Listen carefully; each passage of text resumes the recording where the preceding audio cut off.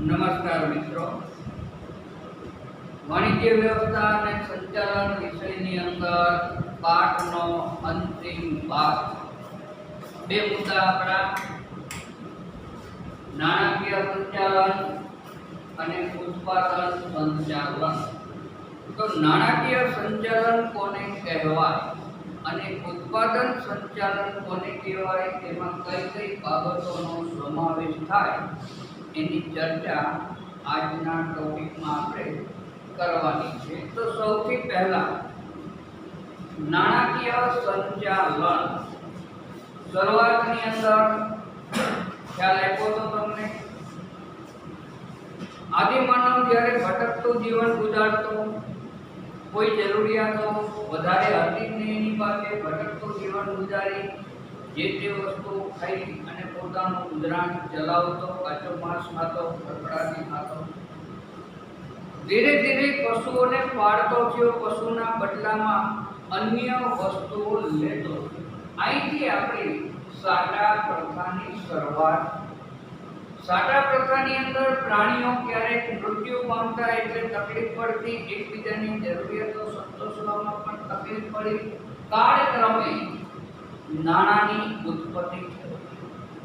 અત્યારે નાણું સર્વે સર્વા બની ગયું. અર્થતંત્રની અંદર નાણાંની જરૂરિયાત, નાણાંનો વપરાશ, નાણું ક્યાંથી મળશે વગેરે બાબતોની ચર્ચા વિસ્તૃત સ્વરૂપે આપણી પાસે પહોંચે છે. એટલે અહીંયા પણ નાણાંનું સંચાલન કેવી રીતના કરવું એની વાત. નાણાકીય સંચાલન એટલે નાણાં કાર્યનું સંચાલન. સાદી વ્યાખ્યા એક જ લીટીમાં, નાણાં કાર્યનું સંચાલન એટલે નાણાકીય સંચાલન. તો આ સંચાલનમાં કઈ કઈ બાબતને વણી લેવામાં આવી એની વાત. નાણાં મેળવવાનું, નાણાંનો ઉપયોગ કરવાનો અને આવકની ફાળવણીનું કાર્ય. ત્રણ મુદ્દા આની અંદર સમાવેશવામાં આવ્યા કે નાણાં આપણે કેવી રીતના મેળવશું, ક્યાંથી મેળવશું, કેવી રીતના પ્રાપ્ત કરવા, એ નાણાંનો ઉપયોગ કેવી રીતના કરવો, અને જે આવક પ્રાપ્ત થાય તો આ આવકની ફાળવણી કેવી રીતના કરવી, આ બાબતનો સમાવેશ નાણાકીય સંચાલનની અંદર કરવામાં આવે. હવે સમાવેશ પામતા જુદા જુદા 10 કાર્યો. નાણાંની જરૂરિયાતો અંદાજવી. કોઈ પણ એકમ હોય, જ્યારે નવેસરથી સ્થપાતો હોય, નવો એકમ હોય, ત્યારે વધુ પ્રમાણમાં એને નાણાંની જરૂરિયાત ઉત્પન્ન થશે. શું કામ કે જમીન ખરીદવાની હોય, બાંધકામ કરવાનું હોય, યંત્રો ખરીદવાના હોય, કાચો માલ ખરીદવાનો હોય, કર્મચારીઓ કામદારોના પગારો પણ મહિનો પૂરો થાય અને ચૂકવવાની જરૂરિયાત પડશે. ઉત્પાદન વેચાશે નહીં જ્યાં સુધી આવક પ્રાપ્ત નથી થતી. તો અહીંયા હાથ ઉપર નાણાંની જરૂરિયાત વધારે, તો કેટલા પ્રમાણમાં નાણાકીય જરૂરિયાત ઊભી થશે.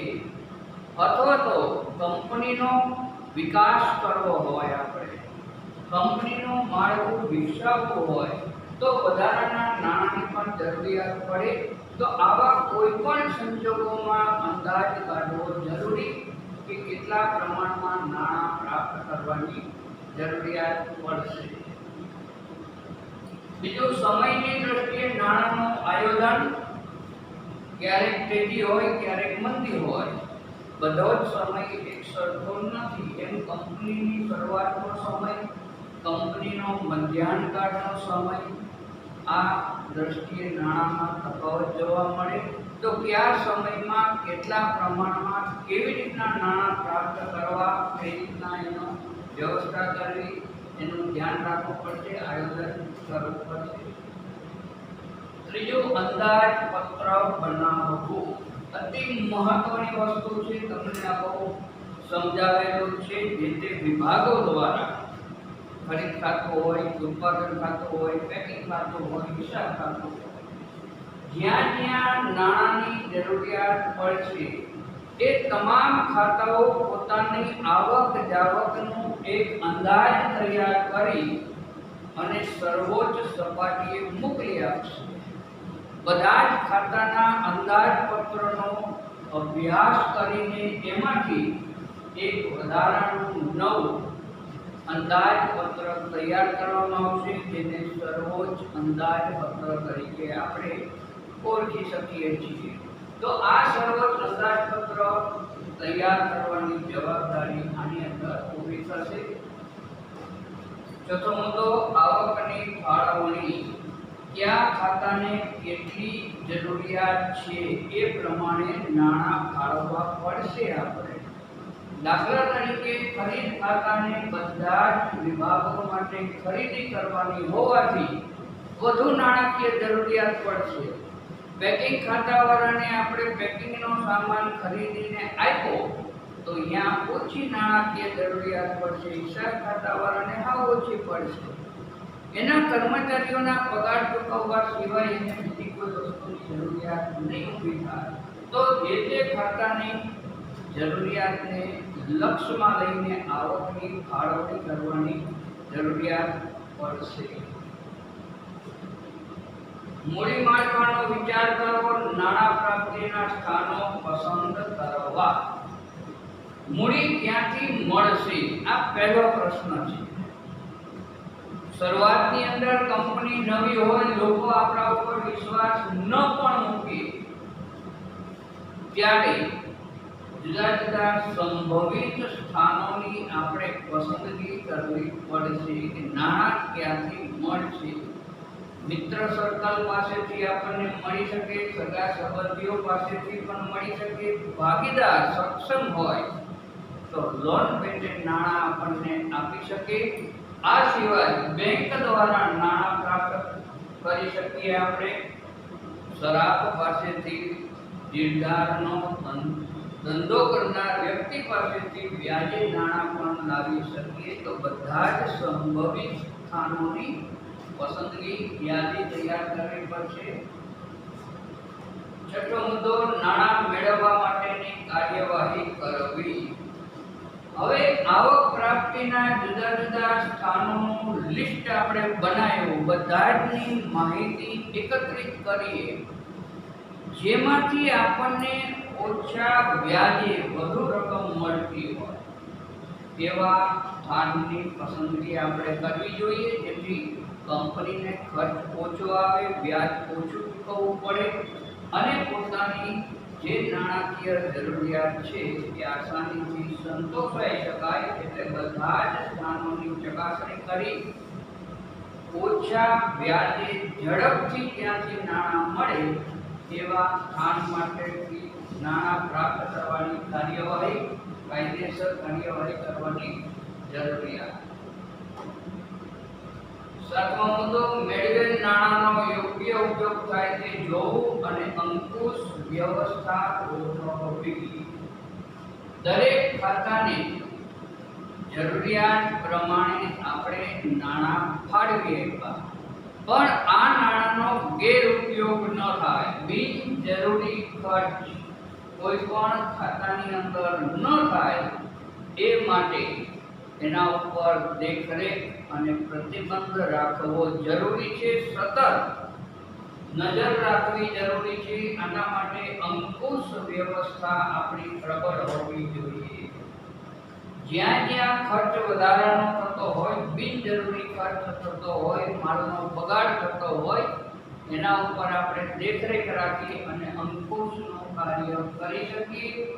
જે વધારાનો ખર્ચ છે એને ઘટાડવા માટેના પગલાં લઈ શકાય. એટલે સમગ્ર વ્યવસ્થામાં અંકુશ મહત્વનું બાબત. આઠમો મુદ્દો, નાણાકીય નીતિ નક્કી કરવી. દરેક કંપનીની અલગ અલગ નાણાકીય નીતિઓ હોય છે. કોઈ કંપની રોકડમાં વેચવામાં માંગતી હોય, કોઈ કંપની શાખ ઉપર ધિરાણ કરવામાં માંગતી હોય, તો કંપની કયા પ્રકારે નાણાકીય નીતિ અખત્યાર કરશે એના નીતિ નિયમોની અંદર સ્પષ્ટ કરવામાં આવશે. નવમું, કરવેરાનું આયોજન કરવું. ગવર્મેન્ટ દ્વારા, સરકાર શ્રી દ્વારા, ગુજરાત સરકાર અને ભારત સરકાર, આ સરકારના જે કરવેરાઓ પ્રોડક્ટ્સ ઉપર, માલ સામાન ઉપર આવશે, એ કરવેરાઓને કેવી રીતના વસૂલ કરવા, આના માટે દરેક પ્રોડક્ટ્સની કિંમત નક્કી કરવી પડશે. પણ આ કિંમત નિર્ધારણ કરતી વખતે બધી જ બાબતોનું ધ્યાન રાખી કંપનીને ખોટ ન જાય અને ગ્રાહકને મોંઘી ન પડે એવી કિંમત અખત્યાર કરવાની જરૂરિયાત અહીંયા પડશે. ખૂબ જ સાવચેતી માગી લે એ બાબત છે આ, કારણ કે ગવર્મેન્ટના કરવેરા ભરવા ફરજિયાત હોય અને આ કરવેરાને આપણે વસૂલ ક્યાં કરશું? વસ્તુની કિંમતમાંથી. 10મો મુદ્દો, અસ્કયામતોની વ્યવસ્થા કરવી. કંપનીને જરૂર હોય એ તમામ માલ સામગ્રી, જમીન, મકાન, યંત્ર, કાચો માલ, આ કંપનીની અસ્કયામતો તરીકે ઓળખવામાં આવે. કંપનીનું જે રાજરચીલું કહેવાય તે મહત્વની બાબતમાં જમીન, મકાન, યંત્રો, કાચો માલ, આને જાળવવા માટે વ્યવસ્થા, એને ખરીદવાની વ્યવસ્થા આપણે કરવી પડે તો જ આપણું આયોજન સફળ થાય, કંપની નિર્ધારિત ધ્યેય પ્રમાણે કાર્ય કરી શકે. એટલે અસ્કયામતોની વ્યવસ્થા કરવાની બાબત આની અંદર વણી લેવામાં આવેલી છે. હવે નવો મુદ્દો, છેલ્લો મુદ્દો આ પાઠનો, આના પછી પાઠ આપણો પૂર્ણ થશે. પહેલો પાઠ ઉત્પાદન સંચાલન. હવે એનો અર્થ, ઉત્પાદન સંચાલન કોને કહેવાય? કુદરતમાંથી પ્રાપ્ત થતા કાચા માલ ઉપર માનવ પ્રયાસો દ્વારા વપરાશ યોગ્ય વસ્તુઓ બનાવવી એટલે ઉત્પાદન સંચાલન. દાખલા તરીકે ખેડૂતો દ્વારા ખેતીમાં જે કપાસનું વાવેતર થાય,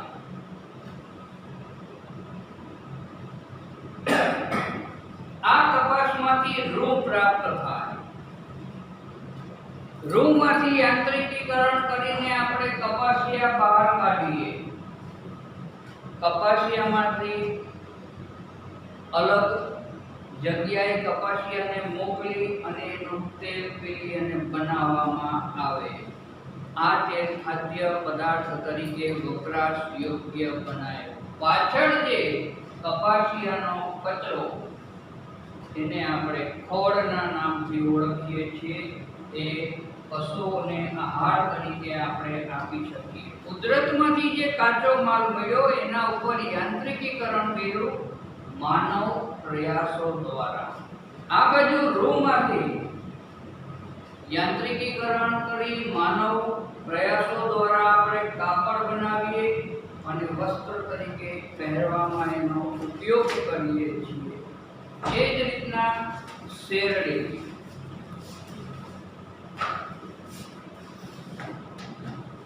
શેરડીને યંત્રની અંદર પીલીને, શેરડી કાચો માલ છે કુદરત દ્વારા પ્રાપ્ત થતો, આને આપણે યાંત્રિકીકરણ કરીએ માનવ પ્રયાસોના સહયોગથી. પરિણામે શેરડીમાંથી આપણે ખાંડ અને ગોળ જેવી વસ્તુઓનું ઉત્પાદન કરીએ જે વપરાશ યોગ્ય વસ્તુ તરીકે ઓળખી શકાય. એટલે વ્યાખ્યામાં, અર્થમાં ખાસ ધ્યાન રાખવાનું, જે કાચો માલ કુદરતમાંથી પ્રાપ્ત થાય એના ઉપર માનવ પ્રયાસો કરી અને તે વપરાશ યોગ્ય બનાવવાની જે પ્રક્રિયા હાથ ધરાય એને આપણે ઉત્પાદન સંચાલનના નામથી ઓળખીએ છીએ.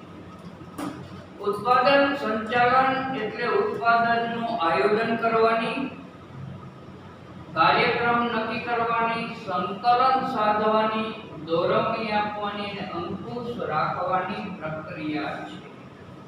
અર્થ લાંબો છે, બધા જ મુદ્દાઓ વારંવાર આપણી પાસે આવી ચૂકેલા છે એટલે યાદ રાખવા સહેલા છે. ઉત્પાદન સંચાલન એટલે ઉત્પાદનનું આયોજન કરવાની. તો આયોજન આપણો ત્રીજો પાઠ છે. એટલે કોઈ પણ પ્લાનિંગ, ઉત્પાદન કેવી રીતના કરવું, કેટલા પ્રમાણમાં કરવું, કેટલા સમયમાં કરવું, એનું વ્યવસ્થિત આયોજન ફરજિયાત આપણે કરવું પડશે. તો જ આપણે ઉત્પાદન વ્યવસ્થિત રીતે કરી શકીશું. કાર્યક્રમ નક્કી કરવાની, કયું કાર્ય ક્યારે કરવું, એના માટેનો જે ક્રમ નક્કી કરવામાં આવે એને આપણે કાર્યક્રમના નામથી ઓળખી શકીએ. દાખલા તરીકે શેરડી, તો શેરડીને આપણે સૌથી પહેલા ખરીદ કરવું પડે. પહેલો ક્રમ આપણો ખરીદ કરેલી શેરડીને યંત્રમાં નાખી પીલવી પડે. બીજો ક્રમ આપણો, ત્રીજો ક્રમની અંદર જે કંઈ એની અંદરથી વધારાનો કચરો બહાર પડશે એને છૂટો પાડવો અને રસને કાઢીને આગળ લઈ જવો. ચોથા મુદ્દાની અંદર એને ગરમ કરવો. રસને ગરમ કરેલા રસ ઉપર યાંત્રિકીકરણ કરી એની ખાંડ અથવા ગોળ બનાવવાની પ્રક્રિયા હાથ ધરવી. આ જે ક્રમ નક્કી કરવામાં આવશે એ કાર્યક્રમ તરીકે આપણે ઓળખીશું. સંકલન સાધવાની, દરેક વિભાગ વચ્ચે યોગ્ય સંકલન ફરજિયાત સધાવવું જોઈએ. જો ખરીદ ખાતું યોગ્ય સમયે એડવાન્સ ખરીદી નહીં કરે તો ઉત્પાદન ખાતું ક્યારે ઉત્પાદન વ્યવસ્થિત રીતે નહીં કરી શકે. બંને ખાતા વ્યવસ્થિત કાર્ય કરતા હોય પણ પેકિંગ ખાતું વ્યવસ્થિત પેકિંગ નહીં કરે તો વેચાણ વિભાગ એનું વેચાણ યોગ્ય રીતે નહીં કરી શકે. ટાર્ગેટ આપણો અધૂરો રહી જાય. પરિણામે બધા જ ખાતાઓ વચ્ચે એકબીજા સાથે સંકલન સાધવાની ફરજિયાત જરૂરિયાત પડશે. દોરવણી આપવાની, એટલે માર્ગદર્શન. આપણો છઠ્ઠો પાઠ દોરવણી.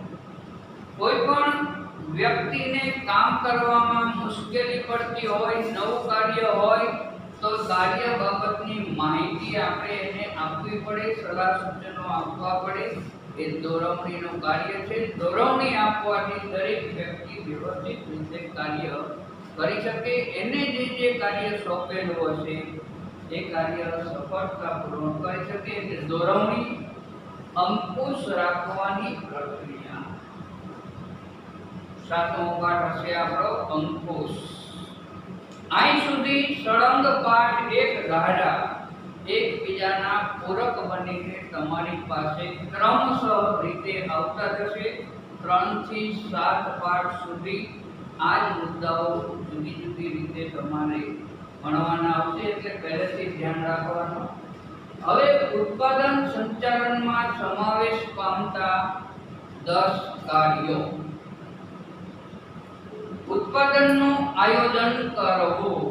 અર્થની અંદર આપણે લીધેલો જ છે. પહેલો મુદ્દો છે આયોજન કરવું. કોઈ પણ ઉત્પાદન આડેધડ ક્યારેય કરવામાં આવતું નથી. જે વસ્તુનું ઉત્પાદન આપણે નક્કી કરવાનો હેતુ એટલે ધ્યેય નક્કી કરીએ તો માર્કેટની અંદર માંગ છે કે કેમ પહેલા એ જોવું પડશે. ત્યારબાદ ગ્રાહકો આપણી પ્રોડક્ટ્સને ખરીદશે કે કેમ એની પણ ચકાસણી કરવી પડશે. હરીફ કંપનીઓ કરતાં આપણો માલ વધારે સારો છે, સસ્તો છે, ગ્રાહકને પરવડે છે કે કેમ એ પણ બજાર સંશોધન દ્વારા તપાસવાની જરૂરિયાત પડશે. કારણ કે ગ્રાહકને સસ્તું અને સારું જ્યારે આપશું તો એ આપણી પ્રોડક્ટ્સ ખરીદવા માટે તૈયાર થાય. એટલે ઉત્પાદનનું આયોજન મહત્વની વસ્તુ.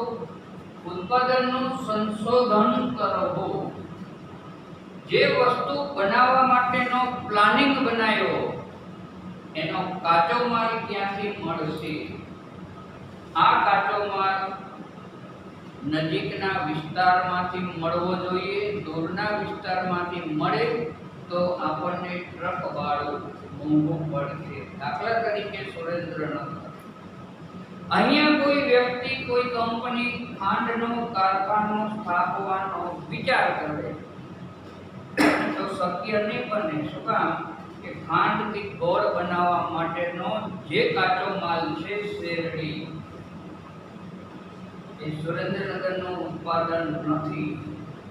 આના માટે આપણે હળવદ, મોરબી જિલ્લો અથવા તો અમરેલી જિલ્લા ઉપર ડિપેન્ડ રહેવું પડશે.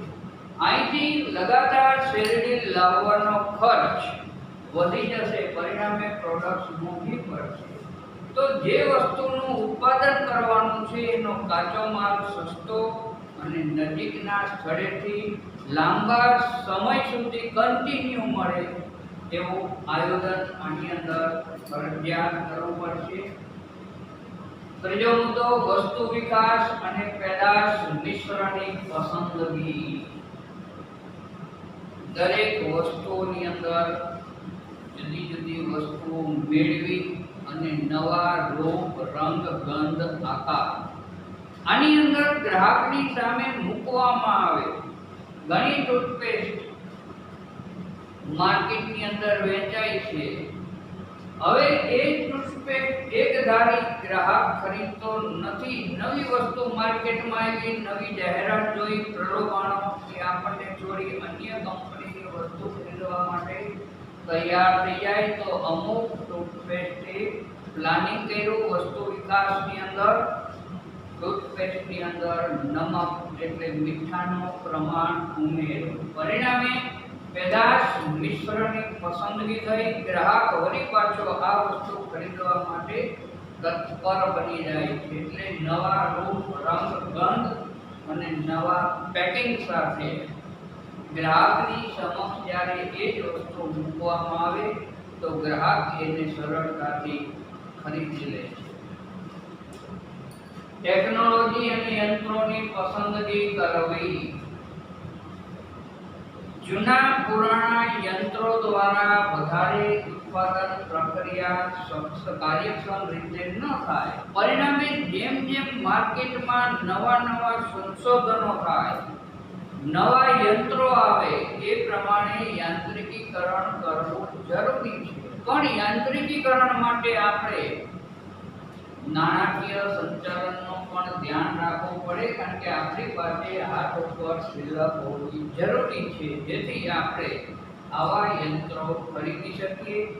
ઓછી મહેનતે વધુ ઉત્પાદન થાય એવા ઘણા બધા યંત્રો માર્કેટમાં અત્યારે આવતા જાય છે. તો નવા યંત્રો વસાવી એ યંત્રોને ચલાવવાની તાલીમ કામદારોને આપણે આપીએ તો આપણો જે કામદાર વર્ગ છે એ વ્યવસ્થિત રીતે ઉત્પાદન પ્રક્રિયા કરી શકશે. પાંચમો મુદ્દો ધંધાના સ્થાપનાની પસંદગી, વિન્યાસનો નિર્ણય કરવો. કયો ધંધો કયા સ્થળે સ્થાપવો એ નક્કી કરવું પડે શરૂઆતમાં.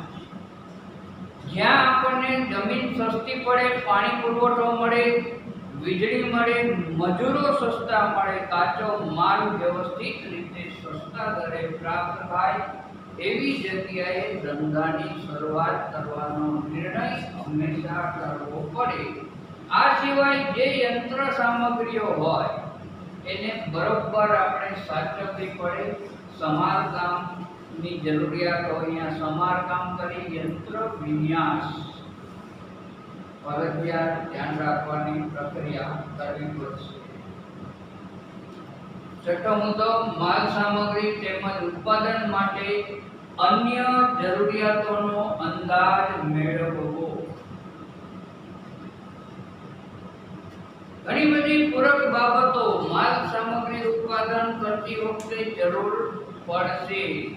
દાખલા તરીકે યંત્ર લઈએ એવા યંત્ર ઉપર આપણે ઉત્પાદન પ્રક્રિયા શરૂ કરતી હતી, પણ કાળક્રમે યંત્રમાં કોઈ ખરાબી થઈ અને યંત્ર બંધ પડી ગયો તો આપણો જે કામદાર વર્ગ છે એ પોતાની જાતે યંત્રને રિપેરિંગ કરે એ માટે પાના પકડોની ફરજિયાત જરૂરિયાત પડશે.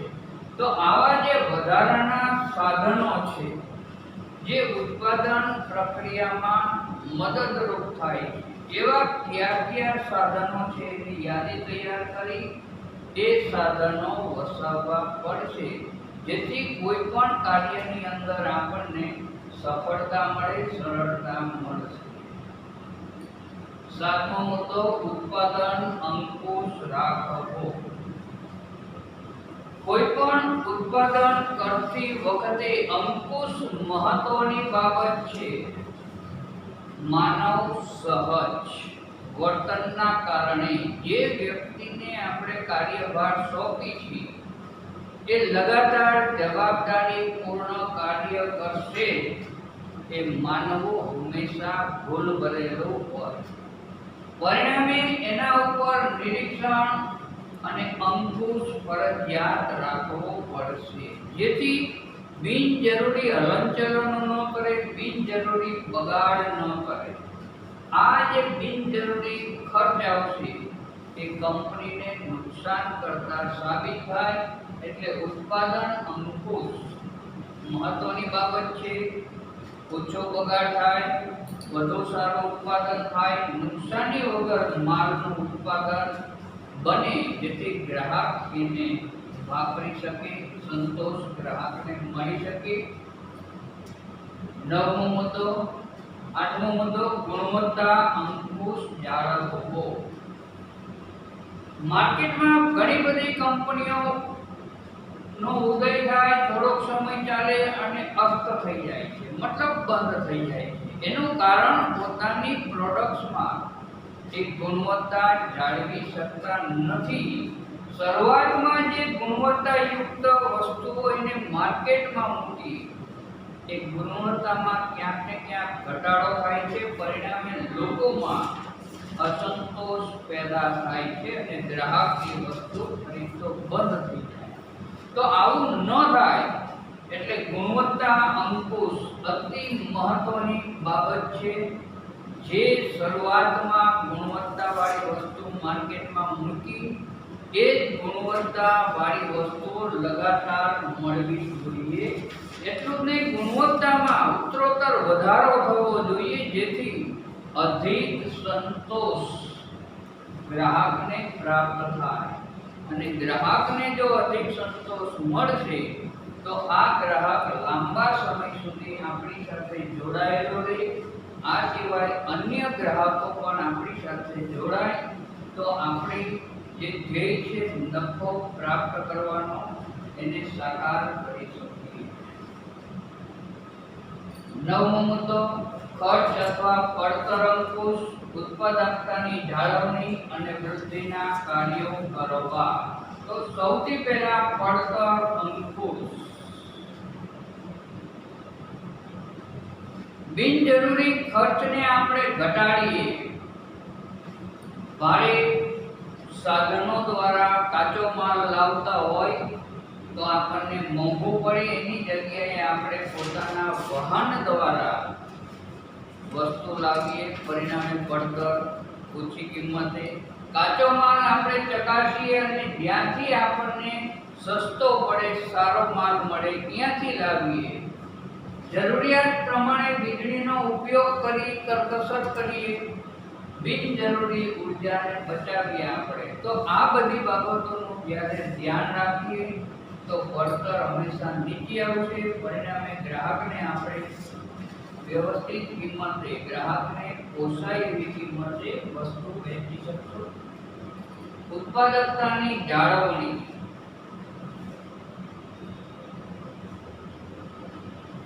જે સમયે જેટલી વસ્તુની જરૂરિયાત પડવાની છે એટલી ઝડપે ઉત્પાદન પ્રક્રિયા હાથ ધરવી પડે. પણ અતિ ઝડપ કરવાથી ઉત્પાદન આપણું બગડે નહીં, એનું ખાસ ધ્યાન આની અંદર રાખવામાં આવે, જેથી ઉત્પાદક વસ્તુની જાળવણી થાય, એના ઉપર પૂરેપૂરો કાબુ હોય, વ્યવસ્થિત માલનું ઉત્પાદન થાય. આ સિવાય વૃદ્ધિ. ઉત્પાદન વૃદ્ધિ થાય, વધુ ઉત્પાદનો ઓછા ખર્ચે થાય એ માટે આપણે પ્રયાસો કરીએ. જ્યાં જરૂર પડે ત્યાં નિષ્ણાતોની સલાહો લઈએ, અનુભવી કામદાર વર્ગની સલાહો લઈએ. સમાજની અંદર જે વસ્તુની જરૂરિયાત છે એ વસ્તુઓ ઝડપથી ઓછા ખર્ચે આપણે બનાવી માર્કેટની અંદર પહોંચાડી શકીએ એવું સમગ્ર આયોજન આની અંદર હાથ ધરવામાં આવશે. છેલ્લો મુદ્દો આપણો ઉત્પાદનમાં વૈવિધ્યીકરણ અને સરળીકરણ દાખલ કરવું. કોઈ પણ ઉત્પાદનને આપણે એક ધાર્યું બનાવ્યા પછી એમાં વૈવિધ્યીકરણ અને સરળીકરણની પ્રક્રિયા હાથ ધરવી જોઈએ. દાખલા તરીકે પંખો